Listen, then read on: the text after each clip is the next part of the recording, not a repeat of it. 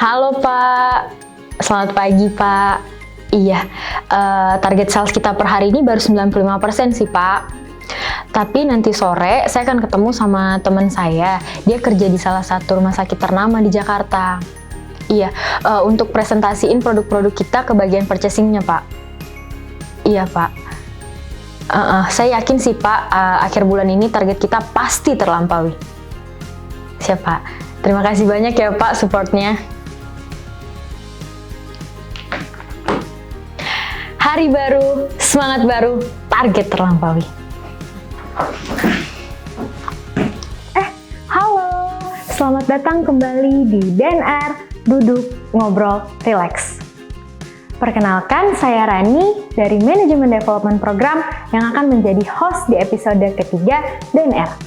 Pada episode kali ini, kita akan membahas mengenai pentingnya mindset everyone in the company is the salesperson.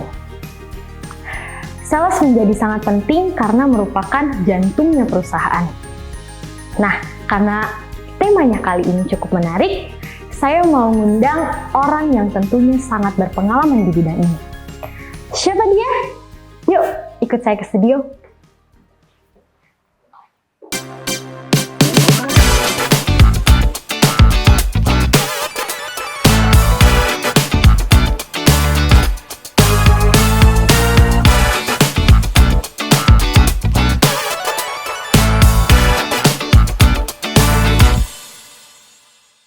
Nah, ini dia, Bapak Yohanes Reza.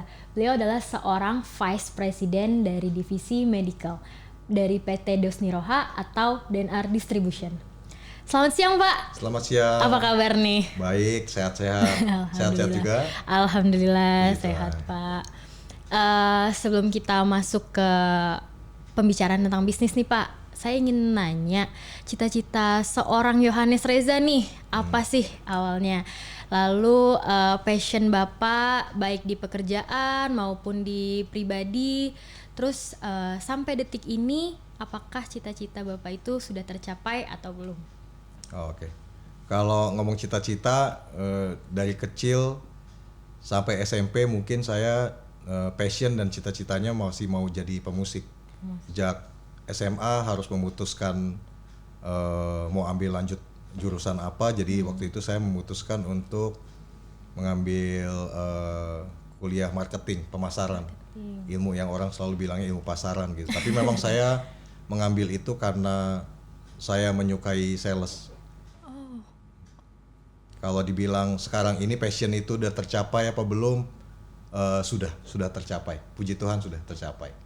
Sejak SMA sampai kuliah saya udah pernah ngerasain jualan gitu. Waktu itu saya suka ngerekamin kaset lagu-lagu yang teman-teman saya suka, pesannya ke saya terus saya rekamin gitu. Jadi di situ saya lihat bahwa ini ada ilmunya pasti nih yang saya bisa pelajari di situ. Oke, next kita ke urusan bisnis nih, Pak. Nah, Bapak boleh ceritain nggak DNR Distribution itu bergerak di bidang apa? Terus tugas Bapak sebagai seorang VP Medical itu apa aja? Kalau kita ngomong DNR Distribution ya kan ada divisi ya, ada divisi consumer goods, ada pharma dan ada medical. Kita bilangnya medical tapi spesifik lagi mungkin medical device ya. Tugas saya sebagai VP untuk membawa kembali DNR menjadi top player di medical device, Alkes lah kita bilangnya. Karena kalau kita ngomong sejarah gitu ya, Dosniroha itu dulu adalah top player di medical. Banyak brand-brand besar di medical itu ada di Dosniroha pada saat itu. Ada, kita tahu B. Braun, Draeger, Zoll, itu dulunya tuh besar dibesarkan oleh Dosniroha. Yang setelah sekian tahun belakangan itu mulai menurun dan mungkin nama Dosniroha di pemain Alkes itu mulai memudar gitu. Jadi itu yang target utama saya untuk mengembalikan nama Dosni Roha di dunia alkes. Ada internal, ada eksternal. Kalau secara internalnya mungkin saya mencoba mereview dulu, setelah itu saya melakukan restrukturisasi dan reorganisasi dari tim medical. Di luar itu juga kita memperbaiki cara kerja tim, SOP yang ada, juga kerjasama dan koordinasi dengan interdepartment. Secara eksternal adalah tugas saya juga untuk memperbaiki performance business partner yang udah ada sekarang, yang existing, juga membina relationship dan membuka peluang dengan instansi-instansi. Sales dan marketing itu kan merupakan bisa dibilang jantungnya perusahaan nih Pak. Dia sebagai revenue generator. Nah, menurut Pak Reza sendiri, apa sih Pak perbedaan antara sales dan marketing? Sebenarnya banyak ya perbedaan sales marketing ya. Cuma mungkin bedanya dari mulai prosesnya. Kalau sales itu lebih short term. Kalau marketing itu kita ngomong long term proses. Dari sisi targetnya, kalau sales itu personal, one on one lah gitu ya. Sedangkan marketing kita targetnya biasanya mass audience. Terus dari sisi strategi, kalau sales itu kita bilangnya strateginya push strategi, karena kita bagaimana caranya kita mempush customer untuk membeli produk kita gitu. Sedangkan kalau marketing itu kita bilangnya pull strategi, bagaimana kita membuat customer nantinya akan kembali ke kita gitu, kita tarik. Kalau sales itu teknik closing gitu ya, bagaimana kita closing the deal, bagaimana kita mendapatkan penjualan. Tapi kalau marketing lebih ke how to educate the customer gitu. Nah, sekarang yang paling terakhir mungkin kalau sales itu kan selalu bilangnya meet customer needs gitu ya. Tapi kalau marketing more than that gitu. How to create the needs. Mungkin malah marketing itu membuat satu program di mana customer itu menjadi tahu tentang produk, menjadi aware lah ya tentang brandnya. Setelah itu sales masuk untuk follow up, dan abis itu bagaimana caranya dia untuk close the deal gitu. Oh, oke. Ngomong-ngomong tentang sales nih Pak, tadi Bapak bilang cita-cita, maksudnya Bapak udah passion banget lah di dunia sales ini. Nah, makin kesini nih kan Pak, banyak yang underestimate tentang sales nih Pak, apalagi kayak anak muda zaman sekarang, fresh graduate kayak gitu kan. Pokoknya denger kata sales aja itu tuh udah yang kayak Momok banget. jelek banget gitu Pak. Paling yang positifnya tuh kalau misalnya sales capai target nih, wah bonusnya gede. Nah paling kayak gitu doang kan. Tapi yang makin negatifnya kok lebih banyak. Bahkan kayak orang-orang malah agak malu mungkin kalau dia bilang dia tuh seorang sales gitu. Terus ada juga kayak orang bilang jadi sales tuh susah. Terus apalagi kalau zaman sekarang tuh ada disebut namanya introvert Pak. Jadi kayak gue introvert nih, gue nggak bisa jadi sales, gue nggak bisa ngobrol, gue nggak bisa narik orang, gue nggak bisa jualan kayak gitu Pak. Nah menurut Bapak sendiri bener nggak sih Pak persepsi kayak gitu? Persepsi yang umum tapi sebenarnya salah semua gitu ya. Karena kalau boleh dibilang sales itu bukan bakat. Nggak ada orang yang dilahirkan berbakat jadi sales atau punya bawaan lahir pinter ngomong gitu ya.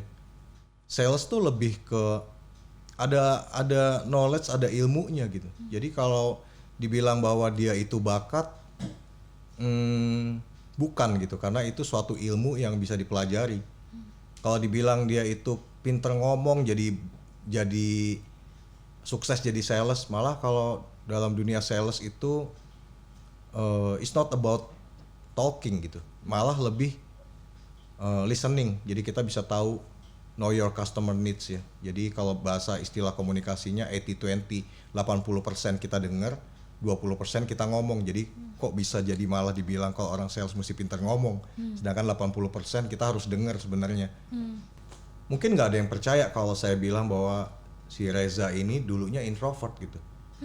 Saya pemalu, tapi saya pelajari sales, jadi saya tahu apa yang harus dilakukan gitu. Berarti intinya tuh ada niat dari kita yang mau belajar. Nah, mindset Pak, ngomong tentang niat pasti ada mindset kan. Mindset apa sih Pak yang harus dipunyai gitu, dimiliki oleh seorang sales yang sukses dan baik gitu? Nomor satu, berlaku di semua sales apapun. Yang namanya orang punya jiwa sales, satu harus goal dan target oriented. Seorang sales tuh harus bisa bukan cuman achieve target gitu, tapi malah harusnya setting targetnya di atas itu, melampaui, exceed the expectation lah gitu. Jadi itu yang paling penting. Kedua, dia harus juga terus belajar gitu. Karena dalam dunia sales, di market, itu semua dinamis. Nah, dia harus bisa untuk mengikuti perkembangan zaman gitu. Keep learning, selalu menjadi lebih baik, selalu tahu lebih banyak.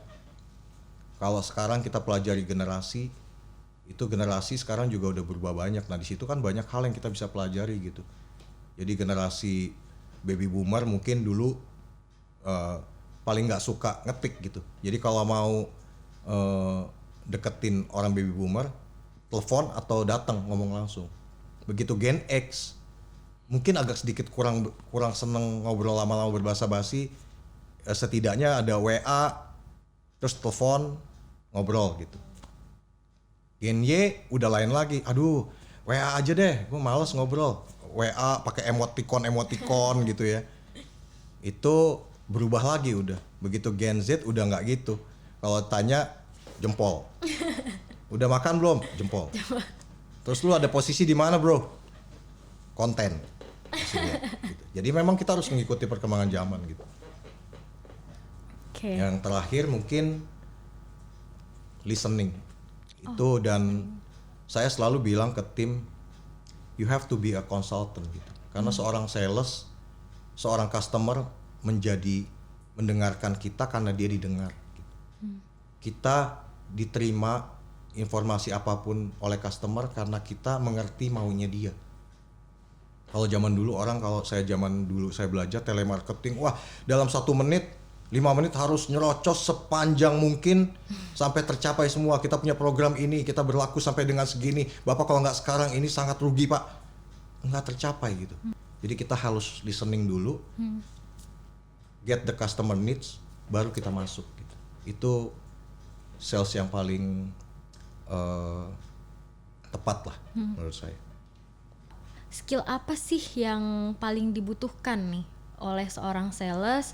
Terus tantangan apa aja sih yang dihadapi oleh seorang sales? Kalau kita ngomong tantangan ya nomor 1 udah pasti. Kalau tantangan pasti ditolak sama customer, itu dapat tantangan paling biasa gitu ya. Harus jadi orang sales tuh katanya harus tebal muka.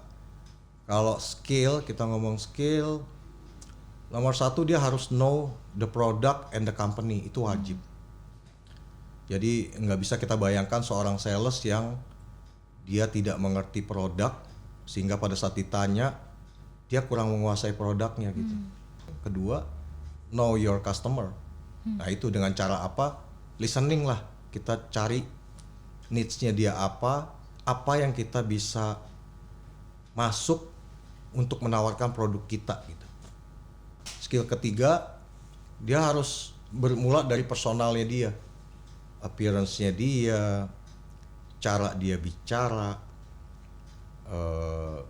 smile, ketawa. Kita bisa ngerasa beda banget gitu kalau kita ketemu sama orang yang ngobrol sama kita sering senyum gitu ya, dibanding sama kalau ketemu orang yang kalau ya saya punya produk, ya banyak loh barang kita banyak sekali. Nah itu kan nggak enak gitu. Jadi itu the power of smile tuh juga penting gitu. Secara personality-nya satu package gitu. Ada juga yang bilang the more you smell, the less you sell gitu. Jadi jangan kita bau lah, harus rapi, harus wangi, ketemu customer gitu. Itu bagian satu package itu.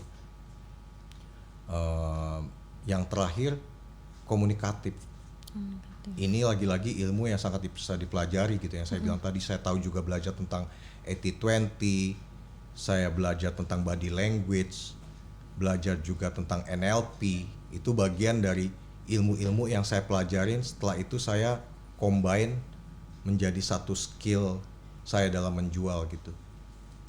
NLP itu penting, bagaimana cara kita duduk nih, kayak saya sama kamu gini. Saya duduknya samain sama kamu. Dengan saya samain sama kamu, kamu merasa menjadi kayak saya gitu.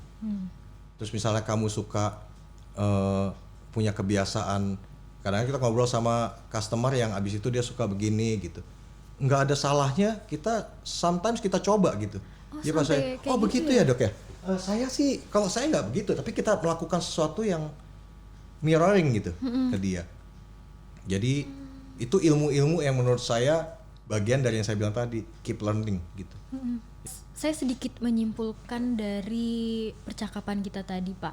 Berarti artinya menurut Bapak itu sendiri semua stakeholder yang ada di company itu merupakan salesperson ya, Pak? Itu adalah suatu kondisi yang sangat ideal gitu ya. Jadi kita harus tahu bahwa every person in the company represent the company gitu. Kita bukan suatu perusahaan yang hanya mengandalkan sales, ya lu jualan lah. Pokoknya kita tahu beres sales kita bisa naik tiap bulan. Tapi setiap orang dalam perusahaan adalah bagian dari kesuksesan sales tersebut gitu. Kita nggak bisa bayangkan kalau salesnya sudah menguasai, salesnya sudah punya salesmanship yang bagus, pendekatannya sudah bagus, tapi dia telepon ke kantor kita, resepsionisnya jutek, kita datang ke kantor kita, security-nya galak, dia datang ke kantor kita juga kotor kantor kita, terus finance-nya juga kalau nagih ke rumah sakit galak, udah kayak debt collector gitu ya. Kita teknisi pada saat install, cepetan dong, ini saya juga di Uber, saya mesti install tempat lain nih, tolong dong kerjasamanya dong. Nah itu bagian dari every person in the company should know about the salesmanship. Jadi pada saat kita menjual bukan hanya produk, kita menjual company kita, dan at the end sales kita bisa naik gitu. Jadi semua harus sesadar-sadarnya bahwa kalau kita mensupport sales team lah ya, kita mensupport sales team, kita menjamin bahwa sales itu sukses. Kalau salesnya nggak sukses, penjualannya menurun atau mungkin malah gagal, kita nggak dapat uang gitu. Nggak dapat uang ya kita nggak gajian semua gitu. Nah itu yang harus menjadi mindset semua orang di company. Gimana caranya Bapak menanamkan mindset kepada seluruh karyawan, khususnya di divisi medical, kalau everyone in the company is a salesperson? Ya, kalau secara spesifik kita ngadain training atau saya memberikan satu SOP gitu ya, itu idealnya saya mau lakukan itu nanti di tim, karena kan kalau di bawah saya ini ada tim product management, ada sales, ada service, ada administration. Tapi dalam kita kadang-kadang kalau meeting gitu ya, saya selalu berkali-kali bilang ke mereka bahwa kita ini sebenarnya adalah satu kesatuan sales gitu. Kesuksesan kita semua ini itu saling support satu sama lain, nggak bisa berjalan sendiri-sendiri gitu. Product management itu harus memberikan presentasi yang jelas, menguasai produk dengan sangat baik untuk mensupport sales team, dan menjawab pertanyaan dokter juga nggak bisa kalau dibilang ini orang produk ditelepon sama dokter, aduh lu handle deh ini kan kerjaan sales nih, bukan kerjaan gua ngelayanin, nggak bisa. Orang produk harus juga dia angkat telepon itu, oh siap baik dok, ini begini dok, alat kita seperti ini. di administrasi juga seperti itu. Saya selalu bilang kalau di tim kita orang produk yang nggak ada, jadi nggak ada yang bikin calculation sheet, ya administrasi harus bantu gitu. Jadi penerapan di tim DNR masih baru sebatas di tim medical, tapi ya yang saya harapkan sih ke depannya mudah-mudahan kita ada satu ada satu diskusi untuk penerapan hal ini ke semua bagian departemen di DNR. Oke, berarti dunia sales ini tuh sangat complicated ya Pak ya. Persepsi tentang kayak sales itu tukang jualan itu tuh cuma kayak definisi yang kecil banget dari sekian banyak definisi tentang sales itu sendiri. Nah, kayak kata Pak Reza tadi, tim sales inilah yang menjadi tumpuan atau kayak jantungnya perusahaan gitu ya Pak ya. Baik Pak. Terima kasih untuk Pak Reza atas waktunya, atas ilmunya juga. Sebelumnya Bapak ada informasi atau pesan-pesan untuk penonton di rumah? Mungkin itu ya satu yang saya pembelajaran dari saya selama ini jadi sales. Saya bukan bilang saya adalah seorang sales yang paling sukses gitu ya, tapi hal-hal skill penting yang harus dikuasai seorang sales itu harus dikuasai oleh seorang salesman benar-benar gitu. Jadi bagaimana dia itu harus punya passion menjadi seorang sales, harus punya pride sebagai seorang sales. Itu adalah core dari kesuksesan dia sebagai seorang sales gitu. Jadi jangan pernah malu untuk menyatakan saya sales gitu. Karena sales ini adalah suatu pekerjaan yang bukan pekerjaan mudah, dan seperti yang kita semua tahu jadi tumpuan perusahaan gitu ya. Jadi betapa bangganya kita kalau kita menjadi satu bagian yang sangat dianggap penting oleh perusahaan gitu. Jadi itu yang harus membuat semuanya bangga menjadi seorang sales. Terus belajar karena ilmu sales ini dinamis. Akan banyak ilmu-ilmu sales yang baru dikarenakan ada perubahan zaman gitu. Di luar itu juga ada ilmu-ilmu lain yang bisa untuk melengkapi skill kita sebagai sales. Jadi jangan terkungkung di ilmu sales aja gitu. Kita sebagai sales harus menjadi seorang konsultan, bukan hanya sekedar tukang jualan gitu. Oke, sekali lagi terima kasih Sama-sama. Pak Reza Terima kasih atas juga waktunya, terus atas ilmunya. Saya pribadi sih Pak ngerasa beruntung sih Pak kali ini dapat kesempatan langsung buat ngobrol sama Bapak. Waduh, terima kasih banget juga saya. Saya juga hitungannya masih fresh graduate gitu kan, kerja terus langsung kayak ngobrol langsung dengan yang profesional gitu. Jadi mau jadi sales jadi. Ya, everyone in the company is the salesperson kan. Betul sekali. Oke. Baik semuanya, terima kasih udah nonton podcast kita pada hari ini. Jangan lupa like, comment, and subscribe. Ditunggu untuk next episodenya yang tentunya nggak akan kalah menarik bersama gestar-gestar yang profesional tentunya. Terima kasih semuanya, stay healthy dan sampai jumpa.